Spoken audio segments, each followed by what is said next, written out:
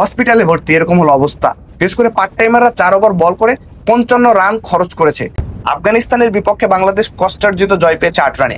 আজকে যখন বাংলাদেশ খেলতে নামবে, তার আগে কিন্তু কেউ বিশ্বাস করছিল না যে বাংলাদেশ জিতবে, কিন্তু আমি ব্যক্তিগতভাবে বিশ্বাস করছিলাম বাংলাদেশ জিতবে। কারণ যখনই আমাদের দেওয়ালে পিঠ থেকে গেছে তখনই বাংলাদেশ কামব্যাক করেছে। আজকেও দেখলাম বাংলাদেশ কামব্যাক করলো, কিন্তু আমাদের তাকিয়ে থাকতে হবে শ্রীলঙ্কার দিকে। শ্রীলঙ্কা যদি আফগানিস্তানকে হারায়, ভালো ব্যবধানে হারায়, তবে কিন্তু বাংলাদেশ সেমিফাইনালে যাবে। এখানে কিন্তু একটা রান রেটও বিষয় আছে। কিন্তু আমার প্রশ্ন হচ্ছে, আজকে যে বাংলাদেশ একাদশ নিয়ে খেলেছে, এই টিম সিলেকশনটা করেছে কে? এই একাদশ হচ্ছে 4 জন বোলার।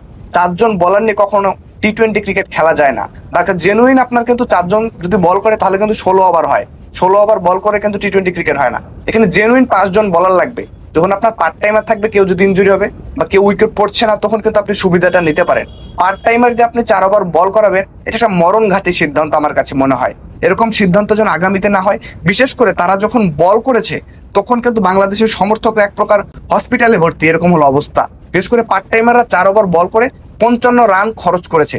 চিন্তা করা যায়, 155 যেখানে টার্গেট, সেখানে পার্ট টাইমাররা 4 ওভার বল করে 55 রান দিয়েছে। মানে এটা দলের জন্য কতটুকু ক্ষতিকর। একজন ব্যাটসম্যান কমিয়ে আগামী ম্যাচগুলোতে একটা বলার ইনক্লুড করা হবে, এরকমই প্রত্যাশা রাখছি। শুভকামনা রইল আমার প্রিয় বাংলাদেশ টিমের জন্য।